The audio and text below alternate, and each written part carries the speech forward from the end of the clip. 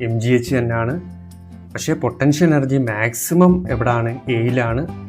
Minimum അതായത് 0 ആണ്. Kinetic energy maximum സിയിലാണ്. വെലോസിറ്റി മേളിൽ നിന്ന് വരുമ്പോൾ കൂടിക്കൂടി വരുന്നത്. പിന്നീട് മിനിമം അതായത് 0 ആവുന്നത് എവിടെയാണ്? എയിലാണ്. ഇതാണ് കൺസർവേഷൻ ഓഫ് ടോട്ടൽ എനർജിയുടെ ഇക്വേഷൻ. ഇത് നമ്മൾ ആദ്യം പഠിക്കേണ്ടതെന്ന് വെച്ചാൽ ഈ ഒരു പൊസിഷൻ, എ പൊസിഷനിൽ പൊട്ടൻഷ്യൽ എനർജി എന്താണ്? മാക്സിമം ആണ്. ഇത് mgh, ഈ ഹൈറ്റ് എടുക്കുക, എന്നിട്ട് ഇത് കിട്ടി.